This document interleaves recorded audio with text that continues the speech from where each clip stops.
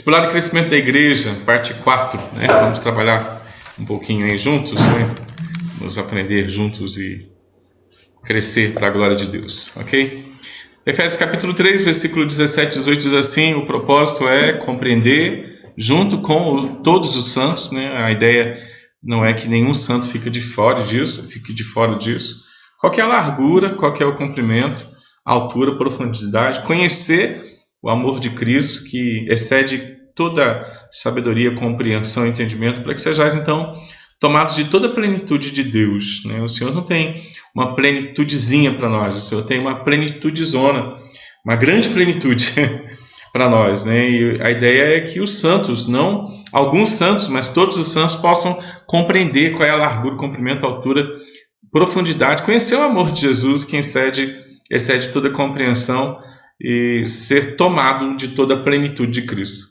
Nós precisamos estar aqui na terra tomados de toda a plenitude de Cristo para que possamos glorificar o seu nome como igreja, como filhos comprados pelo sangue precioso de Jesus, o nosso Senhor e Salvador.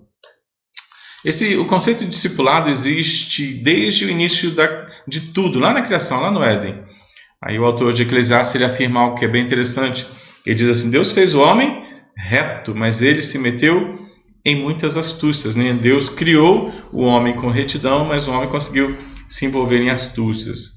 Por causa dessas muitas astúcias, há então a necessidade de um discipulado profundo, um discipulado eficaz, que começa lá no Éden. E a gente vai dar uma olhadinha nisso e perceber que dentro do Éden, né, o homem já passa então por um treinamento de discipulado. Deus fez o homem reto, mas ele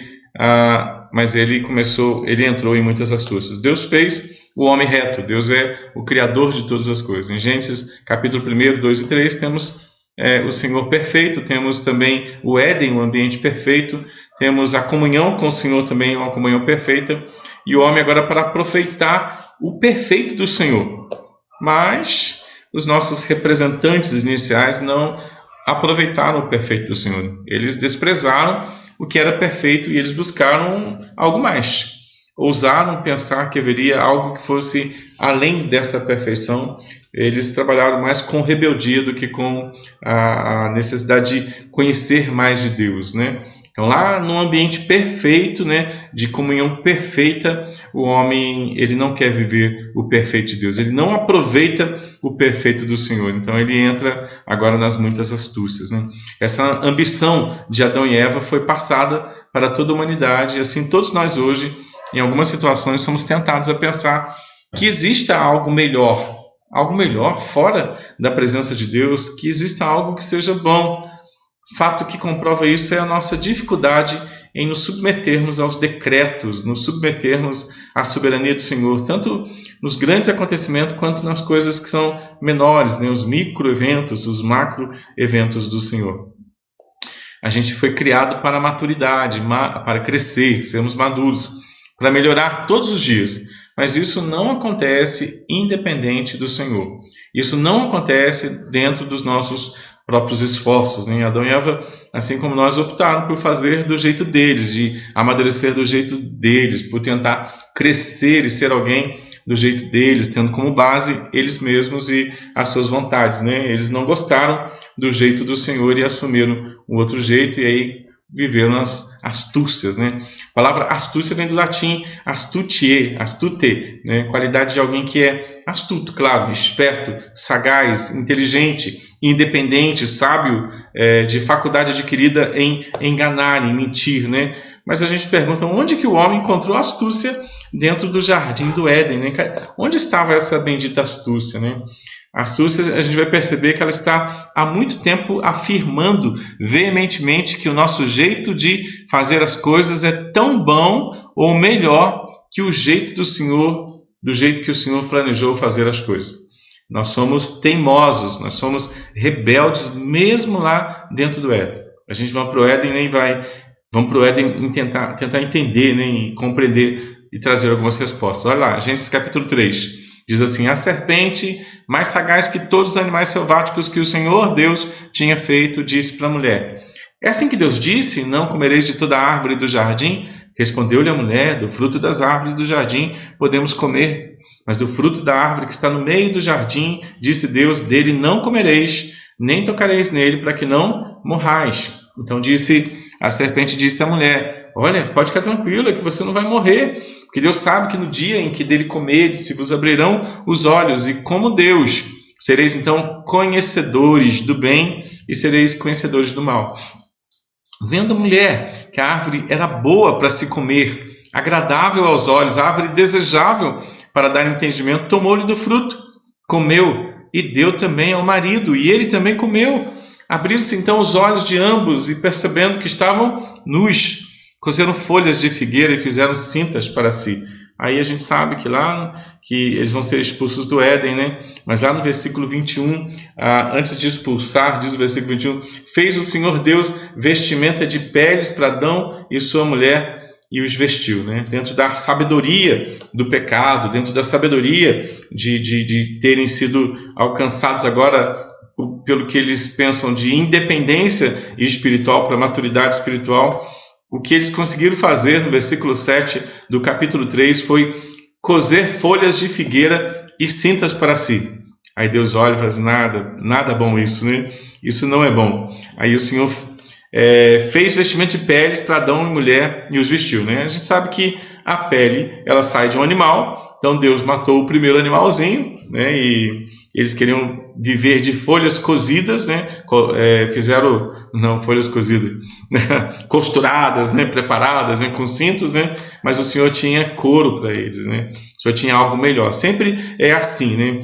A gente pensa ter sabedoria para viver melhor do que o planejamento de Deus. A gente age achando que pode ser melhor do que o que Deus planejou para a gente.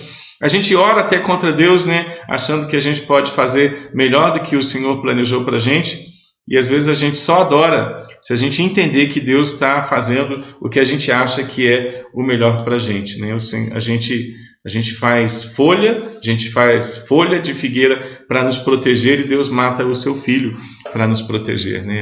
Ao ponto de Apocalipse afirmar que o Senhor foi morto antes da fundação do mundo, né? Para pagar o preço por nós, né? Que não temos condições nenhuma de viver sem o Senhor, né? O versículo-chave do capítulo 3, então, são 3, né? Abriram-se os olhos de ambos e perceberam que estavam nus, cozeram folhas de figueira e fizeram cintas para si, né? Isso é a ideia todinha, né, de Gênesis a Malaquias, né? O homem tentando chegar ao patamar de reação através da lei, né? Mas o Senhor, versículo 21, faz o Senhor vestimento de peles para Adão e sua mulher e os veste, né? Essa é uma alusão, né, à morte do Cordeiro, Jesus aqui morto, né, para vestir aqueles que estavam nus, né, estavam sem a capacidade de viver, né, para viver porque tinham feito a opção de não levar o Senhor a sério, né? Versículo 24 diz assim, expulso o homem, colocou querubins ao oriente do jardim do Éden e o refugiu de uma espada que se revolvia para guardar o caminho da árvore da vida, né? Interessante é que eles tinham um jardim gigante, um jardim plantado por Deus, e eles podiam comer de todas as árvores que tinham ali no jardim do Éden e até comer da árvore da vida. Mas quando aquela árvorezinha da morte é plantada ali no Éden, eles criam uma curiosidade tão gigante que eles não querem saber da árvore da vida, eles querem saber da árvore da morte, né? Desde dentro do Éden, o homem está caçando morte, né? Caçando confusão e caçando astúcia, né? Para se enrolar e viver de acordo com as suas vaidades e viver de acordo com aquilo que ele acha tão importante para si, mas que não é importante para a sua vida espiritual. Eles foram expulsos agora do jardim do Éden para que não tivessem acesso ainda à árvore da vida, porque eram muito imaturos, né, para consumir da árvore da vida. Por que eles foram expulsos do Éden? Foram expulsos exatamente para não comer da árvore da vida. Nem aí até uma brincadeira, né? O certo não era terem feito um chazinho de árvore da vida, né, e tomarem o chazinho de árvore da vida e agora poderem melhorar? Isso é só uma brincadeira, né? Porque, na verdade, eles precisavam se comportar como filhos daquele Deus, como dependentes daquele Deus, com uma visão espiritual mais ampla deste Deus Todo-Poderoso, que é muito maior do que eles, né? Por que o Senhor agora tem que condescender, né? Por que o Senhor tem que descer, estar com eles para que eles se convertam, né? É isso que a gente vai estudar um pouquinho, né? O que foi prometido para eles? Gênesis 3, o Senhor disse Deus à serpente: visto que isso fizeste, maldita és entre todos os animais domésticos e o és entre todos os animais selváticos, rastejarás sobre o teu ventre, comerás pó todos os dias da tua vida, colocarei inimizade entre ti e a mulher, entre a tua descendência e o seu descendente. Este te ferirá a cabeça e tu lhe ferirás o calcanhar. Né? Então a gente vai aprendendo aqui que o Senhor viu a amizade que o homem tinha com a carnalidade, e agora o homem precisa refazer a amizade com o Senhor e desfazer a amizade que ele tem com facilidade com o legado da serpente. Né? O homem perde a imagodeia aqui no sentido espiritual e ele passa a se alegrar com a imago serpente, né? Ele gosta da serpente, ele gosta daquilo que é a facilidade da terra, ele gosta daquilo que é a facilidade do mundo, né? Então ele tem que desfazer essa amizade com o mundo e fazer uma amizade séria com Deus, né? Isso é um processo lento e demorado, por isso o homem é colocado no campo de treinamento chamado o Éden. Fora do Éden tem dois espaços, né? Ele tem Gênesis 4 até Malaquias, capítulo 4 também, né? Gênesis 4 a Malaquias 4, e ali ele vai aprender sobre a lei e a tentativa de voltar para casa através da obediência. Aí ele tem depois Mateus até Apocalipse, né? Onde ele não vive mais de lei, mas ele vive de perdão, a graça, né? E a vitória do Cordeiro, né? Dá para ele a possibilidade de viver em obediência, lutando agora contra a sua carne, lutando para estabelecer, né, no seu coração a vontade de Deus. Né? Agora é graça e a vitória do Cordeiro. Jesus venceu, Jesus pisou a cabeça da serpente de dentro do Éden e nos deixa agora o privilégio de vencermos diariamente através disso que a gente está estudando, chamado discipulado. Né? Nós estamos sendo discipulados, né, para poder voltar para casa. Porque a gente precisa desfazer essa amizade que a gente tem com o mundo, né? Essa amizade que a gente tem com a vaidade, esse desespero que a gente tem com o mundo, né? Então esse é o nosso treinamento, né? Desfazer essa amizade que a gente tem facilidade de ter com o mundo, né? Mesmo se a gente fosse Adão e Eva, a gente gostaria mais do mundo, parece que a gente gosta mais do mundo do que do Senhor, né? Isso precisa sair da nossa existência, isso precisa deixar, né, a nossa mentalidade. Né? De Gênesis a Malaquias, Gênesis 4 a Malaquias 4, o homem luta, mas ele descobre que ele gosta mesmo do mundo. Em Mateus Apocalipse, Jesus vence, o homem descobre que ele gosta também do mundo, né? O mundo chama muito a atenção dele, então, através do discipulado, ele vai abrir mão da amizade com o mundo, né? O ponto de Tiago 4,4, né? A gente está falando de Gênesis 4, Malaquias 4, Tiago 4,4, né? Quem quiser ser amigo do mundo não é discípulo, constitui-se em inimigo de Deus, né? O discípulo tem que ser amigo de Deus. O discípulo tem que entender o privilégio que o Senhor deu para ele, como diz lá em João capítulo 15, acho que o 15:16, o 15:15, né? Já não vos chamo de servos, mas eu vos tenho chamado de amigos. Né? E a ideia do discipulado é o Senhor refazer conosco a amizade que ele tinha com Adão e Eva lá dentro do Éden, para a gente viver o discipulado de maneira alegre, né? De Mateus Apocalipse, a gente viver de maneira alegre. Não, o que eu gosto mesmo é de Jesus e o mundo está fora, né? Mas isso é discipulado. Discipulado é arrancar o mundo da gente. Discipulado é arrancar o amor e o prazer que a gente tem pelo mundo, né? Arrancar essas astúcias que existem dentro do coração de todo cristão, né? Então isso é discipulado. É adorar em espírito e em verdade, né? Em espírito, combatendo a carne, né? A carne, ela é cheia de vontades em relação ao mundo. Em verdade, lendo a Bíblia, conhecendo então aquilo que está escrito, né? João capítulo 8, versículo 32 diz assim: conhecereis a verdade, e ela é quem liberta. Liberta o quê? Liberta do mundanismo, liberta do secularismo, liberta do positivismo. João 17:17 também diz: santifica-os na verdade, discipula-os na verdade. A palavra é a verdade contra a mentira de que o mundo tem algo importante para nos dar de presente, né? Então, olha só, a gente tem aí a Trindade, né?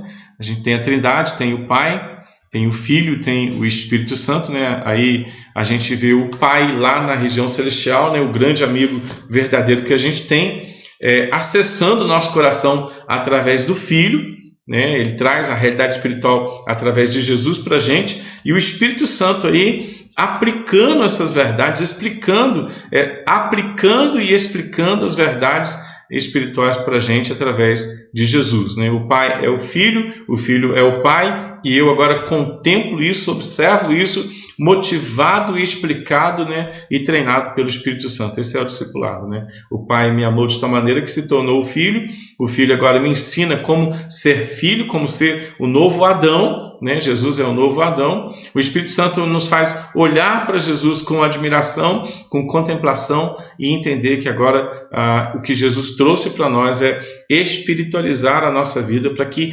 enquanto estivermos aqui nessa vida transitória, nós possamos entender o que já foi feito por nós na cruz do Calvário. A gente tem uma realidade espiritual, Jesus vence na cruz, cumpre todas as profecias, faz o transporte espiritual já de volta para o Éden, né? Nos dá de presente a árvore da vida agora acessível para a gente comer da árvore da vida, né? E ser curado do pecado. Tudo é feito em Jesus, a conta é paga, o diabo é vencido na cruz do Calvário, o perdão é dado de graça para a gente, e isso é discipulado. O Espírito Santo vai aplicando a realidade do Pai e do Filho para mim, em mim, para que agora eu possa viver na dimensão de gratidão, na dimensão de adoração, na dimensão de me entender, né, um ser glorificado indo para casa, né? Isso é a conspiração divina a nosso favor, a conspiração divina do Pai, do Filho e do Espírito Santo, que são um só, para mim, para que eu possa contemplar a realidade espiritual e viver ainda na realidade transitória com a consciência da realidade espiritual. Efésios capítulo 2, versículo 6, ele fala assim, né? Ele ensina para a gente, né, que nós estamos assentados agora na realidade espiritual, né, para contemplar aquilo que foi feito e viver aquilo que foi feito, né, pelo Senhor Jesus Cristo na cruz do Calvário. Dá uma olhadinha ainda nesse texto aí, né? O eu sou do Antigo Testamento, né? De Gênesis a Malaquias, agora se torna o eu sou do Novo Testamento, de Mateus a Apocalipse, né? E eu agora contemplo isso, né? E descubro que o eu sou é um só, né? O eu sou de João, Jesus poderia dizer assim, o eu sou de João sou eu, o eu sou da Bíblia sou eu, né? Jesus é o eu sou da Bíblia, e ele diz isso em João, ele afirma isso em João, né? Então a gente contempla agora, a Trindade me faz entender que Jesus é o onipotente, Jesus é o onisciente, Jesus está comigo para não deixar que novamente eu faça como o meu representante Adão, né? O troque, né, por qualquer coisa. E eu tenho que lembrar que eu tenho facilidade de trocá-lo por qualquer moedinha de prata, por qualquer moedinha de ouro, né? Eu gosto deste mundo, né? Eu tenho dificuldade de gostar do Senhor e eu preciso ser treinado para voltar para casa, porque senão eu faria de novo a mesma coisa que Adão e Eva fizeram, né? Deixar o Senhor de lado, né? E comer do fruto proibido. Está em mim, está na minha carne, né? E eu estou agora sendo treinado para não fazer mais isso, né? Estou sendo treinado para não repetir, né, a façanha do meu pai Adão, não repetir a façanha da mamãe Eva, né, de não olhar para o Senhor com gratidão, não desenvolver os privilégios da comunhão com Ele, né? E a gente tem a facilidade de trocar o Senhor por coisas dessa terra, né? E não comer da árvore da vida, que é o nosso privilégio, né? Se a gente começar a pensar, né, a árvore da vida é o nosso privilégio e a gente pode ser curado, em João 8,32, né, enquanto a gente vai consumindo, né, porções expressivas, né, da árvore da vida para viver para a glória do Senhor e não comer do fruto proibido, né, como Adão e Eva fizeram, né. Mas vamos caminhar. Como é que a gente quebra as astúcias, né? Como que o Senhor quebra as nossas astúcias, né? Antigo e Novo Testamento, sendo a sua revelação, nos posiciona agora como adoradores diante da sua vitória. Mas como que ele aplica isso no nosso coração? E o Pai se torna filho, condescende, desce, se torna o nosso modelo, requer a nossa imitação, requer o nosso reconhecimento e nos manda, nos ordena olhar para cima enquanto a gente está com os pés fincados nessa terra, né? Então a gente está com os pés na terra, mas o nosso olhar está lá em cima, é como se a gente estivesse até de cabeça para baixo, né? Agora com as raízes, né, grudadas e coladas na eternidade, não mais na transitoriedade. Isso é o nosso discipulado. O Senhor quer que o espiritual se tornou carnal para que o carnal se torne espiritual, né? Esse é o desenvolvimento da Trindade, né? A gente olha através do Espírito Santo, né? E o Senhor requer que o nosso modelo agora seja espiritual e não mais carnal. Isso é discipulado, né? Quebrar as astúcias, né? Vamos parafrasear o primeiro texto que a gente leu, Eclesiastes 7, segundo texto, né? Eclesiastes 7, 29, né? Deus fez o homem reto, mas o homem entrou em muitas astúcias, né? Vamos pensar nesse texto assim, olha, Jesus fez o homem reto, mas vai treiná-lo para sair das muitas astúcias. Isso é discipulado. Parafraseando Eclesiastes capítulo 7, versículo 9, apontando para o discipulado, para o treinamento constante diário que Jesus vai fazer conosco, né, depois de nos ter salvo nele. Jesus refez o homem reto, mas vai treiná-lo para sair das suas muitas astúcias, né? A gente ainda tem o coração carregado de depravação total, a gente é dependente de homens, a gente quer que Deus faça as coisas do nosso jeito, a gente ora ordenando que Deus faça as coisas do nosso jeito, né? A gente acaba agindo, né, com uma indignação diária contra Deus, porque Ele está fazendo as coisas do jeito dele, e às vezes o jeito que Ele faz as coisas não agrada o nosso coração, então a gente ora contra Ele, a gente briga contra Ele, a gente faz cara feia para Ele, a gente tenta castigá-lo, né, para que Ele obedeça aos nossos padrões, a gente ora de madrugada, a gente faz campanha de oração, a gente planta bananeira para posicionar Deus a nosso favor do jeito que a gente planejou, né? A Torre de Babel ela é bem isso, né? Em Gênesis 11, o homem levanta uma torre gigante, ele quer chegar ao céu para tornar o nome dele conhecido na terra. É igualzinho a gente mesmo, irmãos. É por isso que o Senhor trata o nosso coração, Ele treina o nosso coração, Ele vai desentubando a gente deste mundo perverso para a gente olhar para a eternidade com prazer. A gente ainda não olha para a eternidade com prazer e a prova disso é que quando alguém está passando muito perto da morte, a gente ora desesperadamente para que essa pessoa não morra, porque a gente não entende que a eternidade é o melhor lugar para viver ainda. A gente ainda tem problemas profundos, né, com o discipulado. A gente tem os mesmos problemas profundos que Adão e Eva tinha contra o Senhor, tinha com o Senhor, ao ponto de não se submeterem, ao ponto de não obedecerem. A gente é muito parecido com Adão e Eva, a gente ainda está vivendo as nossas muitas astúcias. Mas Jesus pagou o preço, né, por nós, né, nos tornando justos, santos, né, de novo, justificados, para tirar de nós as nossas muitas astúcias, né? O primeiro passo de Jesus, né, é nos vestir de cordeiro, tirar as nossas folhas de figueira, arrancar as nossas folhas de figueira, a nossa dependência da nossa criatividade, nos cobrir com o seu sangue precioso e agora nos treinar, nos discipular para arrancar da gente também as nossas muitas astúcias. Seja bem-vindo ao discipulado, Deus está arrancando de você as tuas muitas astúcias. Isso é bem interessante porque Ele está fazendo o mesmo com todo cristão, ao ponto de Hebreus capítulo 12 falar que Ele pega o chicote e vai chicotear todo filho que Ele recebe. Todo filho que Ele compra com seu sangue precioso, Ele usa o chicotão, né? E esse chicotão ele caminha em uns 80, 90, 100 anos, né, na vida da gente, né? Então quando você tiver com seus 85 anos, você vai estar bem melhor do que hoje. Eu tenho 50, então eu tenho mais 35 anos aí de chicote aí para começar a melhorar, porque eu sou carregado de muitas astúcias, né? Mariana, participe. Missionário Alcino colocou. Qual Alcino está aí? Em Tiago 4,4 diz: Não sabem que a amizade com o mundo é inimizade com Deus? Quem quer ser amigo do mundo, faz-se inimigo de Deus. Quando o Espírito Santo nos enche, damos conta de que as atrações sedutoras do mundo são sozinhas substitutos baratos em comparação com o que Deus nos oferece. Precisamos saber que estar com Deus é o melhor lugar para estar. E esse é o discipulado. E nosso irmão missionário Alcino acabou resumindo, né, o estudo, então vamos orar, encerrando. Esse é o discipulado, irmãos. Esse é o discipulado. Quando é que a gente vai deixar de gostar do mundo e gostar do céu? Porque a gente já percebeu que quando alguém está internado lá, quase morrendo, a gente fica desesperado e não quer que a pessoa morra, mesmo ela sendo eleito santo, né? Por isso, a Bíblia fala: combati o bom combate, completei a carreira, guardei a fé, né? E aí, não que a gente não se preocupe com pessoas, não que a gente não ame as pessoas, né? Mas a nossa casa nem é aqui. O Senhor está nos ensinando, conforme o texto de Tiago 4,4, né? Não sabeis que a amizade com o mundo é inimiga de Deus, é inimizade contra Deus, né? O Senhor nos justificou, nos santifica por causa da glorificação.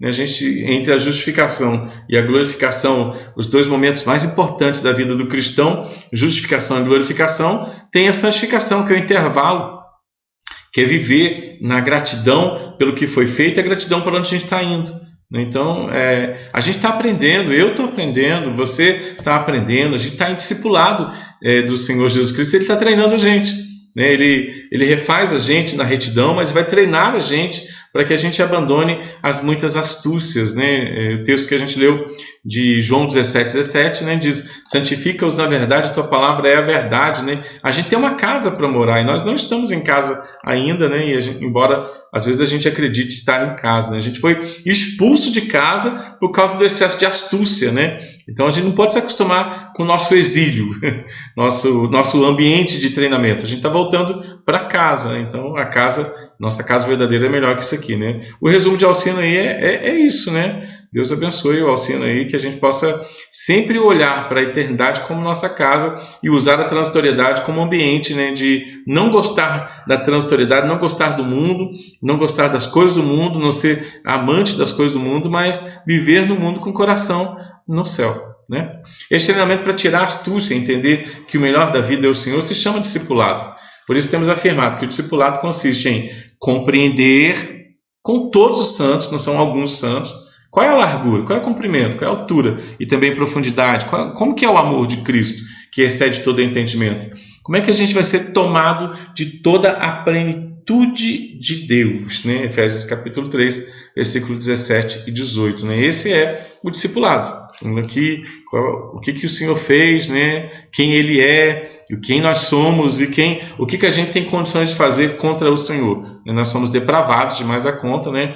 O melhor cristão, né? Ele é extremamente depravado, ele é extremamente orgulhoso, extremamente egoísta, vaidoso, né? Então, a gente está combatendo a carne. Se a gente esquecer quem nós podemos ser, se a gente não tiver completamente alicerçado no Senhor, a gente vai pecar contra o Senhor. Eu gosto de Eclesiastes capítulo 2, porque ele diz que as nossas posses sem o Senhor são vaidade, a nossa sabedoria sem o Senhor é vaidade, o nosso trabalho, né, para amadurecer sem o Senhor é vaidade. A gente tem que posicionar Cristo como a nossa lente em tudo que a gente fizer, para que a gente não viva vaidades, e sim a gente viva a verdade.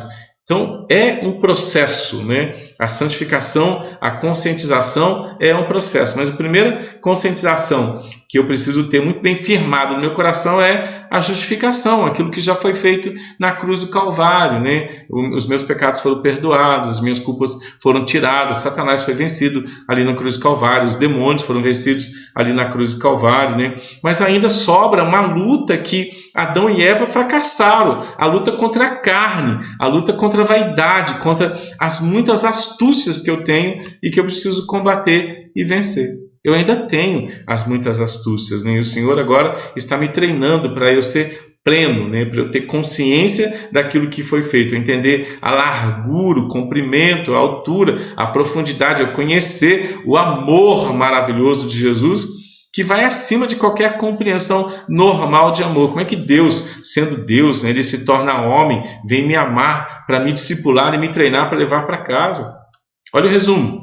Deus, sendo Deus, se torna homem, Deus se torna Jesus, vem me amar, né, se relacionar comigo, morrer na cruz do Calvário, perdoar os meus pecados, vencer os meus inimigos, né, e vem treinar o meu coração para me levar de volta para casa, porque Ele sente falta do relacionamento do Éden. O pai sente falta do relacionamento do Éden. Então o filho, ele precisa se realizar no amor do pai para ele sentir necessidade do pai, mais necessidade que ele tenha de qualquer coisa que dê referência de de estabilidade emocional e espiritual para ele aqui na terra, ainda que seja pai, ainda que seja esposa, ainda que seja filho, ainda que seja bens, posses, sabedoria. O Senhor quer arrancar tudo isso da gente, quer que a gente devolva tudo isso no altar dele, para que a gente use o que ele emprestou para nós, para a glória do seu nome, né? A gente só está autorizado a usar as nossas posses, a sabedoria, o nosso trabalho, quando a gente devolve isso tudo para ele. Como Abraão fez. Devolveu Isaac lá no Monte Moriá, e aí então estava autorizado a usar Isaac. Você não está nem autorizado a usar da sua sabedoria, do seu trabalho, do seu dinheiro, das suas posses, se você ainda não devolveu isso tudo para o Senhor. A gente está usando como ladrão. Agora a gente usa como filho quando a gente devolve. Então, se você não devolveu suas posses, se você não devolveu sua família, se você não devolveu seu trabalho, seu lazer, sua escola, sua casa, etc, etc e tal, você não deve nem chegar perto mais, que você está usando sem autoridade nenhuma. Viu o que é um discipulado? Como que a gente vai aprendendo, né, a lidar com as coisas através do discipulado da graça de Deus? É um treinamento, meu irmão. E nós estamos no treinamento. Como eu disse, quando a gente tiver com 85 anos, a gente começa a ficar bom. Até lá vamos aprendendo, mas vamos fazer a nossa parte de nos aprofundarmos, no amor de Deus, para que sejamos tomados da plenitude de Cristo. O projeto é para todos os santos, todos os eleitos, todos os vocacionados e todos os chamados por Deus para melhorar a sua vida espiritual, ok? É essa plenitude do Senhor aplicada em nossos corações que nos levará a sermos satisfeitos, gratos e motivados na caminhada cristã. Discipulado, a ação transformadora para pessoa, indivíduo. No estudo anterior, nós vimos que o discipulado está relacionado a uma atitude individual de obediência a Jesus, uma obediência que se aprofunda diariamente naquilo que está escrito sobre Jesus e que nos faz, então, gradativamente entender que as coisas melhores estão em Jesus. Vai lembrar de novo a história do jovem rico que ainda pensava que o melhor era aquilo que ele tinha, a sua riqueza, lá em Lucas capítulo 18, do versículo 18 ao 30. Esse aprofundamento, no entanto, não é adquirido com base nos treinamentos dos outros, ainda que nos sirvam de testemunho, uma história para a gente observar. Nem também pode estar vinculado a outra pessoa, ainda que a comunhão dos santos seja algo extremamente importante. Isto é, um tratamento individual de Cristo com o seu discípulo, onde coisas individuais e particulares serão tratadas com base na leitura bíblica. Então, a gente está num tratamento individual. Se você olha Mateus capítulo 6, o Senhor convida para uma individualidade. O Senhor tem interesse em filhos e trata cada um dos seus filhos individualmente. Isso é bem interessante para nós entendermos que o Senhor tem prazer em ministrar individualmente aos nossos corações através da nossa vida particular com Ele. Então vale a pena cada um individualmente manter a sua lâmpada cheia de azeite enquanto espera a volta de Jesus Cristo. Ninguém vive de carona da espiritualidade do pai, da mãe, do irmão, do namorado, da esposa e etc. Cada um precisa ter a sua vida individual. Os filhos não serão salvos porque os pais têm vida espiritual, os pais têm vida devocional, os filhos precisam ter vida devocional também. Os maridos não serão salvos pelas suas esposas porque elas têm vida devocional. Os maridos precisam ter vida devocional também. As esposas precisam ter vida devocional. Se você prestar atenção, das 10 virgens que estavam lá, Mateus 25, somente 5 estavam com a vida devocional em dia. E aí, quando Jesus voltou, elas, claro, entraram para a festa do noivo. As outras não estavam com a vida espiritual em dia e não puderam participar da vida eterna. Então, olha só, irmãos, isso não é nenhuma ameaça, isso é um desafio. A gente precisa estar bem na nossa vida devocional, a gente precisa estar bem com Jesus, estar sendo treinado com as Escrituras. Isso é individual.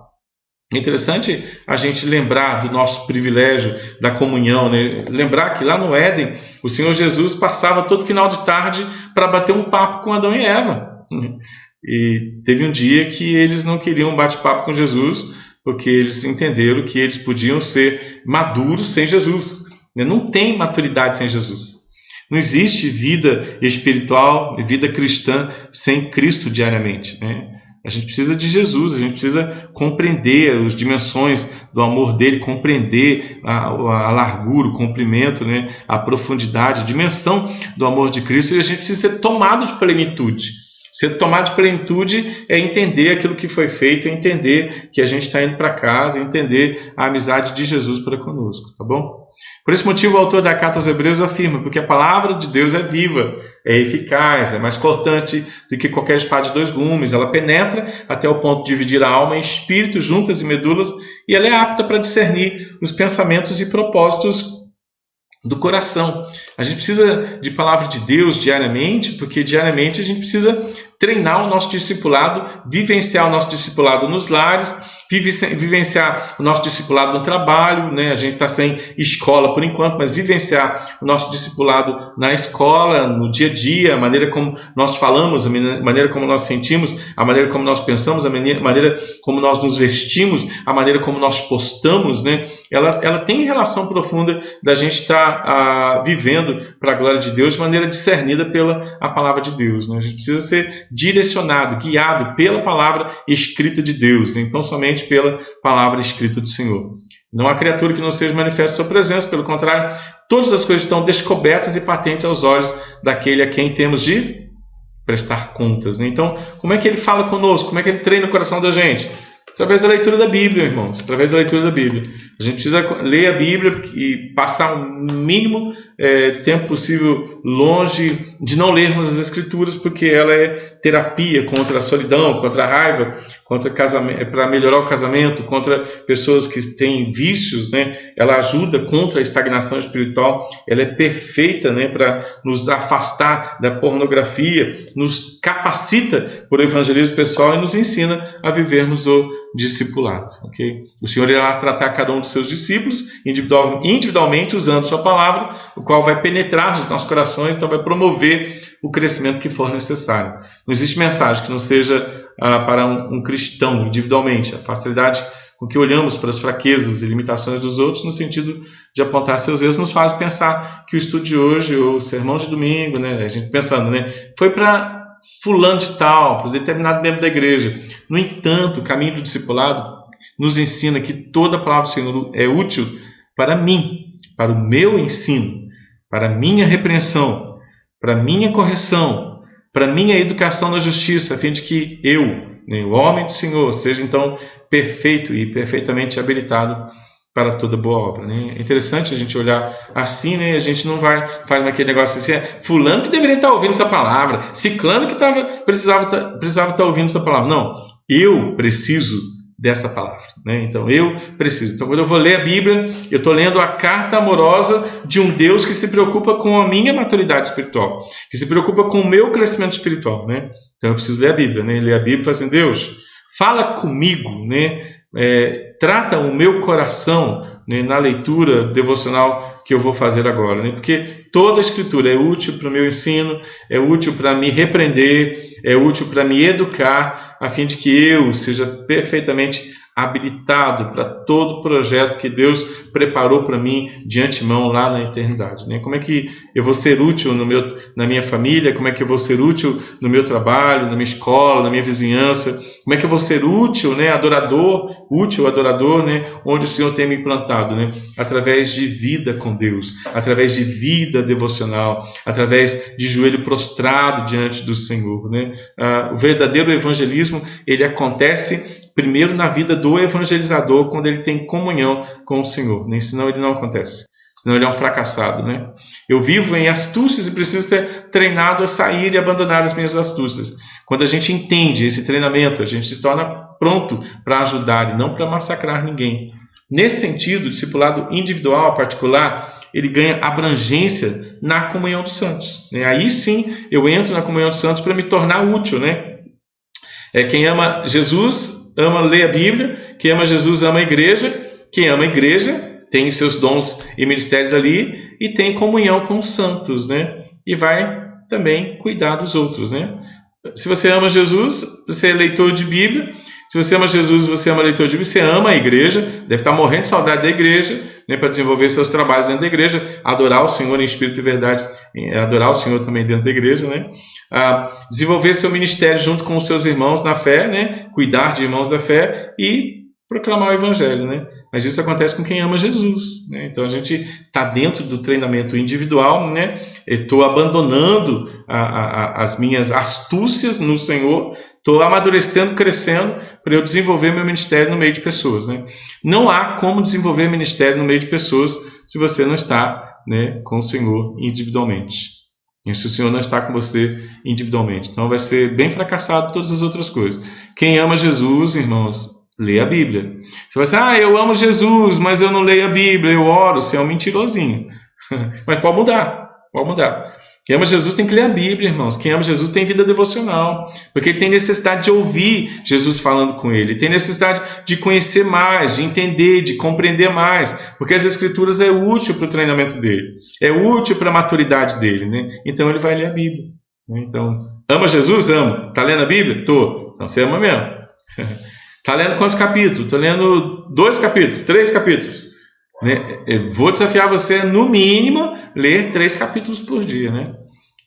E todos os dias, né? Tem até uma pesquisa, né, chamada assim, como estamos interagindo com a Bíblia, né? Quem lê a Bíblia só uma vez por semana, quem lê a Bíblia 2 vezes por semana, quem lê a Bíblia 3 vezes por semana, começa a ficar bom. Quem lê a Bíblia 4 vezes por semana, tá bom, né? E aí as coisas começam a melhorar, né, na vida da mente da pessoa. A gente é psicossomático, mente e corpo, né? A gente se torna aquilo que a gente conhece. A gente não é aquilo que a gente não conhece, né? Nós não vivemos a onipotência de Jesus se nós não entendermos que Ele é todo-poderoso e é o único poderoso. O Senhor Jesus Cristo é o único poderoso da história do universo, né? Não há poder como o dele, não há poder concorrente a ele, ele não tem adversário contra ele, ele é o único poderoso, né? Ele também é o dono da história, foi ele quem escreveu a história. Quem é que mandou as crises que a gente passa pela humanidade aí? Jesus. Para quê? Para treinar o nosso coração, para a gente agarrar nele, para a gente ser discipulado por ele, para a gente ter confiança nele, para a gente descansar nele, para a gente ter perseverança nele, para a gente ser realizado nele, né? A nossa realização é Jesus Cristo, né? Satisfação é ter a Cristo no coração. Não tem prazer maior do que Jesus. Então, o discipulado a gente vai aprender isso, né? Ok? Vamos caminhar? Mas voltando a pensar no caráter individual do discipulado, vamos analisar as palavras do nosso amigo Dietrich Bonhoeffer, né, em seu livro Discipulado, que diz respeito ao discipulado individual, né? Ser um indivíduo não é uma escolha própria.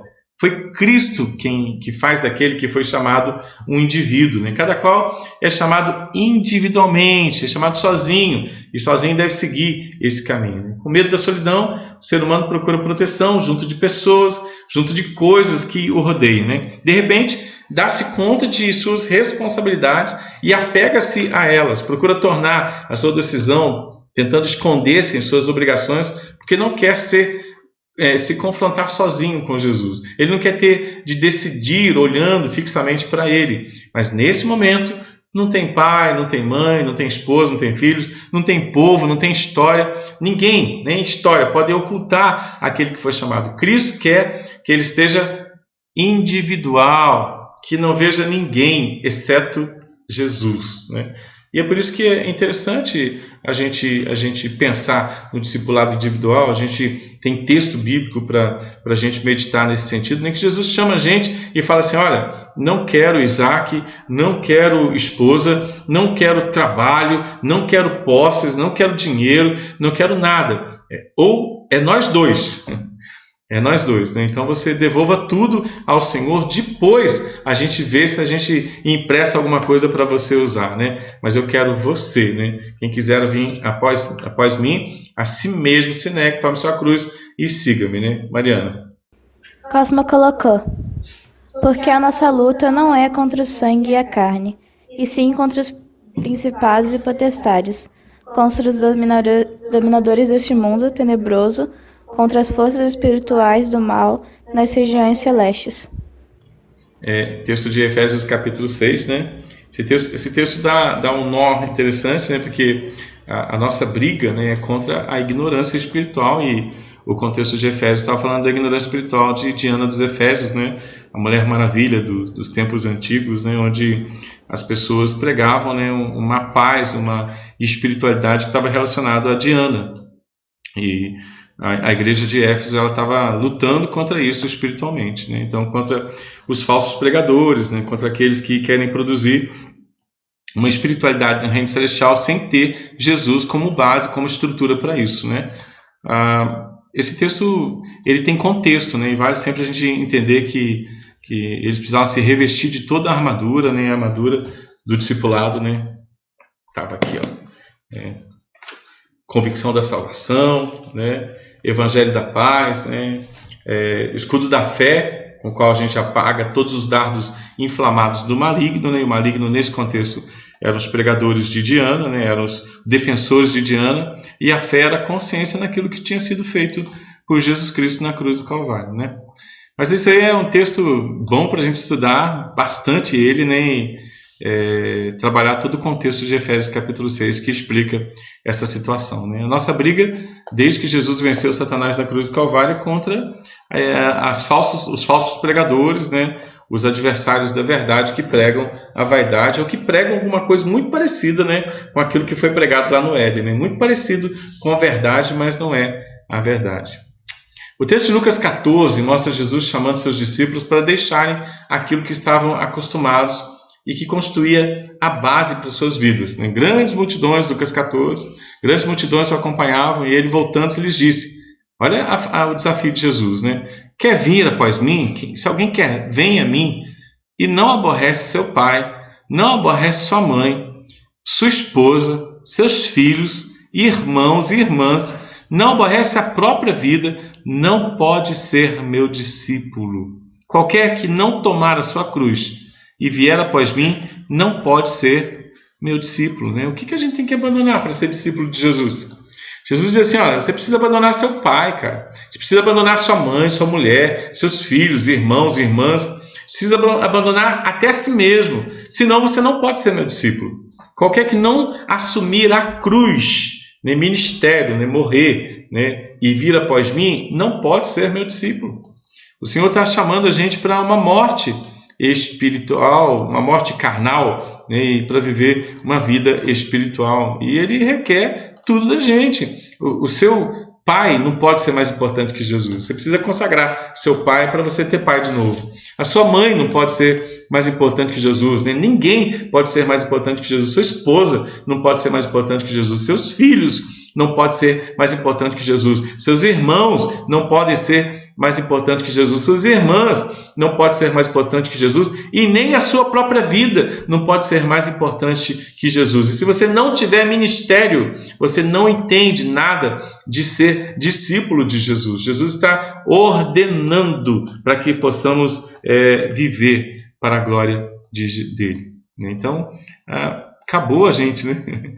Ou eu devolvo tudo o que eu tenho, toda a minha estabilidade emocional, minha estabilidade familiar, eclesiástica, social, ou eu devolvo tudo para Jesus, ou eu não sei o que é ser discípulo dele. Ou eu me coloco à disposição dele para dizer assim, Senhor, eu quero carregar a tua cruz, né? Eu quero assumir a minha cruz, né? Eu quero morrer para a glória do teu nome, eu quero viver para a glória do teu nome, né? Como diz Gálatas capítulo 2, versículo 20, né? Já não é mais agora a gente que vive, mas é Cristo que vive em nós, né? Esse agora viver que a gente traz na carne, a gente vive para a glória de Jesus, né? Não sou eu quem vive, é Cristo que vive em mim. Esse viver que agora tenho na carne, vivo pela fé no Filho de Deus que me amou e se entregou por mim, né? Não é uma vida mais para mim, mas ele está falando agora de uma vida para Jesus, né? Então, não pode ter pai, não pode ter mãe, não pode ter mulher, filho, irmão, irmã, nem a vida da gente, né? Não tem vida de discípulo sem cruz. E a cruz ela tem relação profunda com morte, né? Tem relação profunda com ministério, tem relação profunda com graça, né? Então, a gente agora é de Jesus, né? Caminha para a glória de Jesus, né? A gente está na terra, mas a gente está com os olhos fixos no Éden, na casa. né, com os olhos fixos na Nova Jerusalém, né, no paraíso, né, paraíso, lugar de contato com Jesus, ambiente de crescimento, de maturidade espiritual com Jesus Cristo. Quem que não quer uma família feliz? Quem que lhe dê segurança? Quem é que não quer uma vida tranquila, uma vida estabilizada, inclusive uma vida financeiramente estabilizada? Quem é que não quer bons amigos? Quem é que não quer uma religiosidade que supra todos os seus anseios? No entanto, na vida do discípulo, essas coisas não estão mais em primeiro lugar. E elas não são mais a estrutura de vida, né? Sua família não é a tua estrutura de vida, né? Seus bens não são a sua estrutura de vida, a sua sabedoria não é a sua estrutura de vida, o seu trabalho, né? A maneira como a gente age e reage para alcançar os nossos sonhos não é mais a nossa estrutura de vida. A nossa estrutura de vida é Jesus Cristo.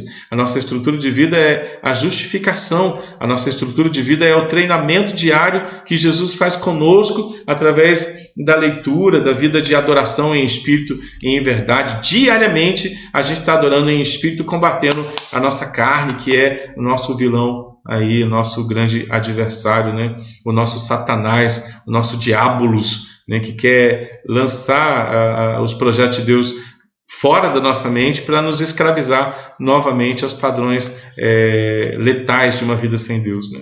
A gente é do Senhor e nada é mais importante que Jesus. Então, isso pode ser a nossa oração. Senhor, não deixa nada ser mais importante que o Senhor no meu dia a dia, né? Vamos aprendendo.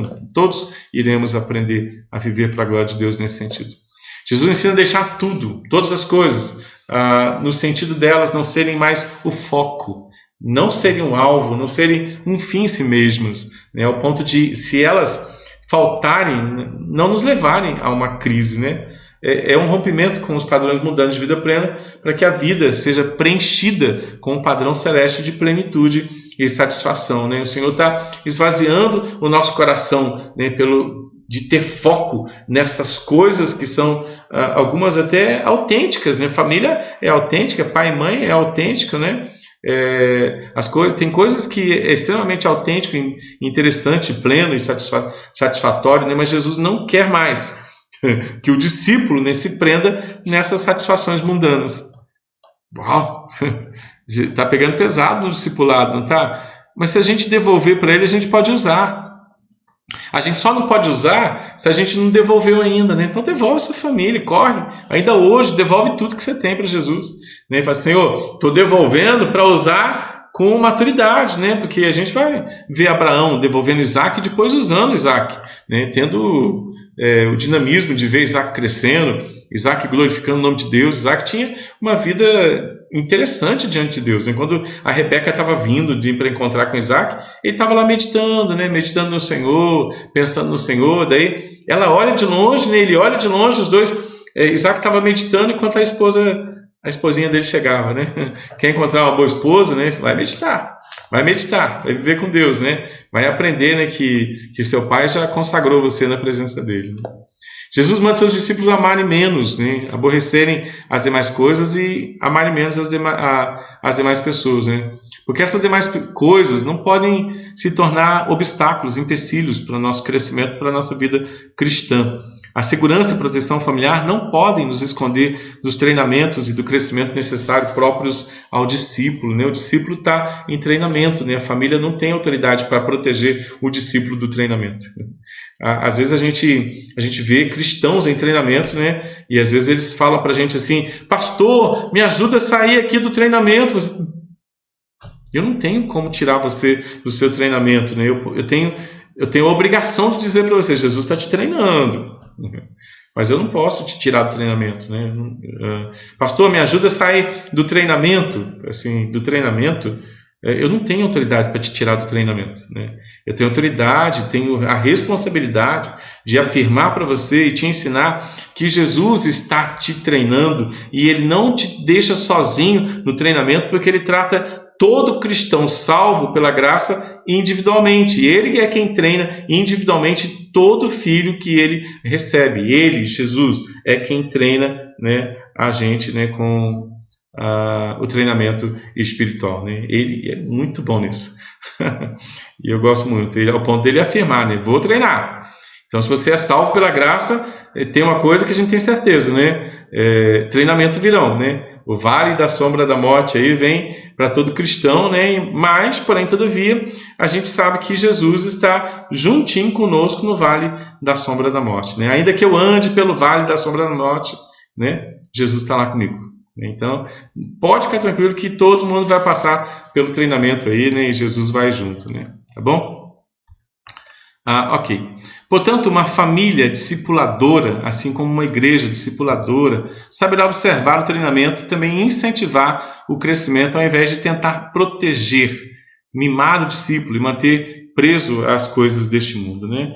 A gente não está autorizado a mimar cristão, né? A gente não está autorizado a dizer para ele, olha, não, Deus vai te dar tudo, né? As coisas vão acontecer do jeito que você orar, né?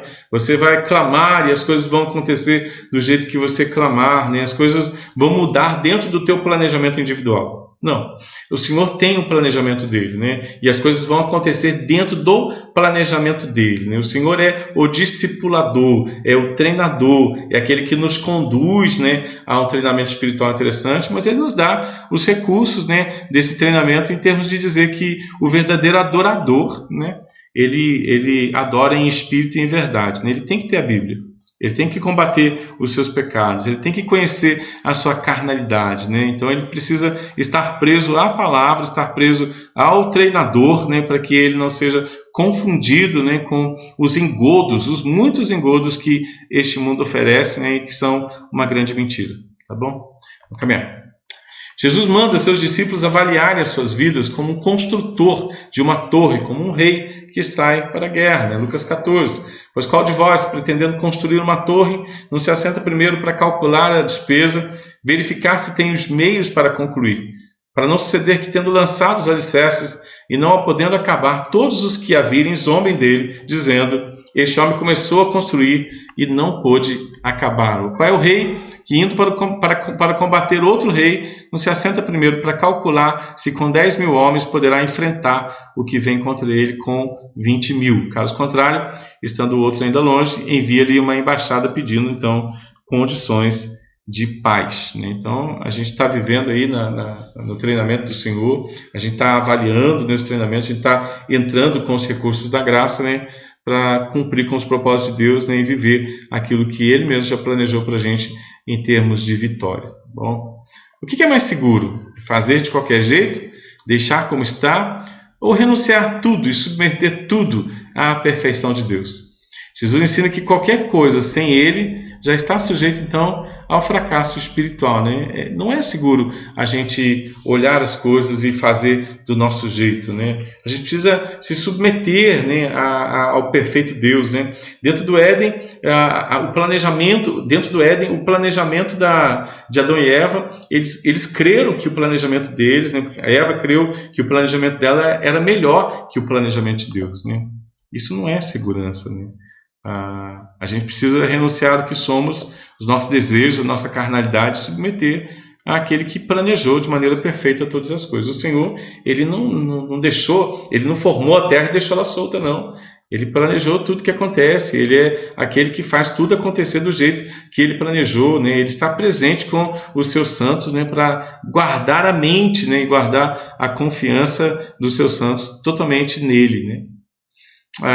Chamada eficaz do discipulado, né? A mediação de Jesus. Tem um texto em 1 Timóteo 2,15, 1 Timóteo capítulo 2, versículo 5 ou 15, que fala que Jesus é o nosso mediador, né? Ele é aquele que faz a mediação.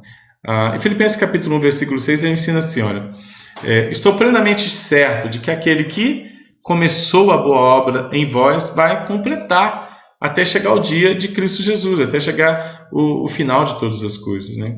Tem um começo, irmãos, em Jesus, né?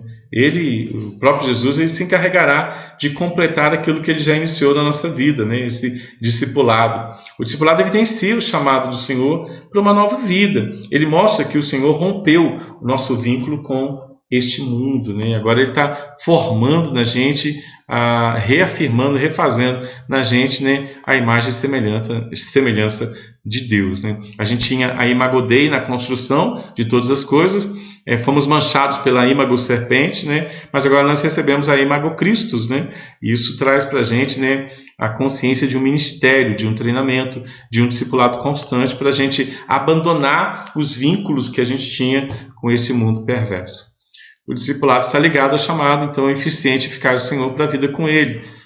É evidente, como vimos na introdução, que por nós mesmos nós buscaríamos inúmeras perfeições carnais, né, que seriam, então, as nossas angústias, né, aquilo que atrapalha a nossa vida com Deus.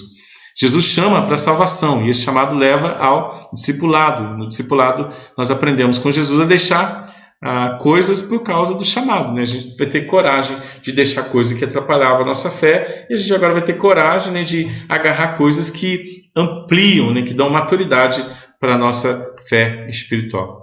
Ao mesmo tempo que Jesus nos leva a avaliar nossa vida e pensar no que seria melhor, Ele mesmo, como dono de todas as coisas, prover as condições necessárias para que haja rompimento e, consequentemente, então, o amadurecimento que iremos ver acontecer todos os dias, ainda que existam momentos onde pensemos, mesmo que por pouco tempo, se é possível viver à parte dos decretos, se é possível viver longe da providência do Senhor, se é possível fazer as coisas sem o Senhor da providência, né? Isto é impossível. Jesus ele é o mediador de toda essa transformação, por isso a garantia da transformação está somente nele. Jesus nos chama para sermos seus discípulos e nos apresenta essa nova vida, tendo Ele como a ponte entre nós e todas as demais coisas, né? Já não estamos grudados, né, e dependentes das circunstâncias, mas estamos agora ligados a Cristo, que agora nos dá uma nova visão de tudo, tendo Ele mesmo como mediador entre tudo que a gente olha, entre todas as coisas. Nós somos guiados a nos envolvermos com a família, com a igreja, com a sociedade, com os dons, com o dinheiro, com o sucesso, a partir de Jesus, com base nele e tendo somente Ele como mediador, né? Ele é a lente, né? Ele é a possibilidade que nós temos de olhar todas as coisas a partir dele, né? Ele é o dono de tudo, Ele é o dono de todas as coisas. Ele é meu pastor, nada me faltará, mas Ele também é dono de toda a nação. Ele é dono de todo o planeta, Ele é dono de todas as coisas. Então Ele requer que eu aquiete meu coração e confie nele. Aquietai-vos e saber que eu sou Deus, sou exaltado entre as nações, sou exaltado em toda a terra, sou dono de toda a terra. Todo mundo precisa reconhecer, glorificar, bendizer, louvar o meu nome, porque eu sou o dono de todas as coisas. Jesus é o dono de tudo. Jesus é o único dono de todas as coisas. Jesus é o onipotente, Ele é o único que tem poder. Ele é onisciente, Ele é o único que escreveu a história. E Ele sabe o que escreveu. Ele é imutável, Ele é perfeito, Ele sabe o que escreveu na história, né? Mas Ele é onipresente. Ele está comigo, né? Ele é o meu Deus, Ele é meu Senhor, né? Ele é o Alfa, Ele é o Ômega, o que era, o que há de vir, né? O Todo-Poderoso. Ele é aquele que afirmou em Mateus 28:18, né? Toda autoridade na terra e no céu é minha, né? Não tem concorrência para a autoridade de Jesus Cristo, né? Ele é o dono de todas as coisas. Então Ele quer que tudo que eu olhar que é dele, seja igreja, seja família, seja sabedoria, tudo o que estiver acontecendo, Ele quer que a minha lente, né, a minha ótica seja através dele, né? Ele é o mediador entre todas as coisas, né? Então, quem que é o dono do meu vizinho? É Jesus. Como é que eu vou olhar para o meu vizinho? Através da lente que é Jesus. Quem é dono do meu casamento? É Jesus, né? Então, como que eu olho para o casamento? A lente é Jesus. Quem que é o dono da escola onde eu estudo, né? É Jesus. Então eu preciso olhar para a escola através dessa lente que é Jesus Cristo, né? Então tudo na minha vida agora é Jesus. Eu sei que Ele é dono de todas as coisas, eu sei que Ele manda em todas as coisas, eu sei que Ele manda na família, Ele manda no trabalho, Ele manda na igreja, Ele manda nas pessoas. Então, quando a gente olhar para as pessoas, a gente não pode olhar mais para nada senão através de Jesus, que é o mediador de toda a minha ação, de toda a minha visão, do meu pensar, do meu sentir, do meu agir, né? Tudo é Jesus, o mediador. Isso é bem interessante. Se a gente lembrar disso, e se a gente começar a viver isso, né, na prática, a gente vai perceber Jesus em ação. É por isso que Provérbios capítulo 3, versículo 6 fala assim: reconhece-o, Provérbios capítulo 3, versículo 6, reconhece-o em todos os teus caminhos, e Ele vai endireitar as veredas. Se a gente não reconhecer Jesus, a gente vive uma vida atrapalhada, mas se a gente reconhece Jesus, a gente vai ter as veredas endireitadas, né? A gente vai olhar para o trabalho, a gente vai olhar uma expressão de raiva de uma pessoa, né?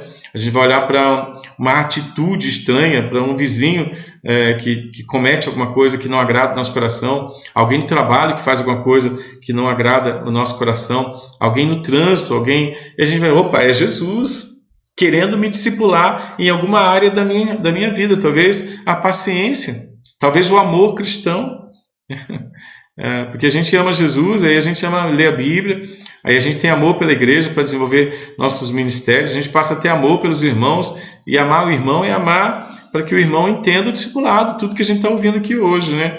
E amar o próximo para que o próximo também se aproxime dessas verdades espirituais, né? Para que ele possa também amar a Jesus Cristo como a gente está buscando amar Jesus Cristo, né? Então é o nosso treinamento, né? A gente está aqui e não está passando férias aqui não, e não está aqui na terra para a glória do nosso nome não. Nós estamos sendo treinados para ir para casa, né? Para voltar para o Éden, né? O Senhor está arrancando as nossas astúcias, está purificando nosso coração para nos conduzir para casa, tá bom? Cristo, então, nosso intercessor, né? Cristo se interpôs entre mim e as circunstâncias do mundo. Não há volta mais, ele está no centro de tudo. Ele já rompeu as relações diretas que aquele que foi chamado guardava com as circunstâncias. Cristo requer ser o mediador. Tudo deve operar por seu intermédio, através dele. Ele não está apenas entre mim e Deus, mas ele está entre mim e tudo. Entre mim e os outros. Entre mim e as coisas. Ele está entre mim e todas as coisas. Ele é o mediador, não apenas entre Deus e o ser humano, mas também entre um e o outro ser humano, entre o ser humano e a realidade, porque todo mundo foi criado por meio dele. João 1,3, 1 Coríntios 8,6, primeira epístola de Paulo aos Coríntios, capítulo 8, versículo 6, Hebreus, capítulo 1, versículo 2. Ele é o único mediador no mundo. Desde Cristo agora já não existe relação direta entre o ser humano e Deus, entre o ser humano e o mundo, entre o ser humano e alguma coisa. Cristo quer e requer ser o mediador, né? Isso é tão interessante, irmãos, porque agora a maneira que eu tenho de me relacionar com tudo é entendendo o governo soberano de Jesus. Entendendo a majestade de Jesus Cristo, né? Eu não estou no relacionamento aberto com as coisas, né? Não estou no relacionamento direto com as coisas, né? A base para eu me relacionar com as pessoas é a consciência do governo e do império de Jesus Cristo, irmãos. Isso é muito interessante, né? Ele é mediador entre todas as coisas, porque ele é dono de todas as coisas, né? Salmo 23 afirma que ele é o meu pastor e nada me faltará, mas o Salmo 24 afirma que ele é dono de tudo. Então, se eu creio que Jesus Cristo é o meu pastor, né, se eu estou vivendo a consciência do ministério pastoral de Jesus sobre todas as coisas, então também eu tenho consciência de que tudo o que acontece é dele, é para ele, para a minha maturidade, mas para a glória do nome dele.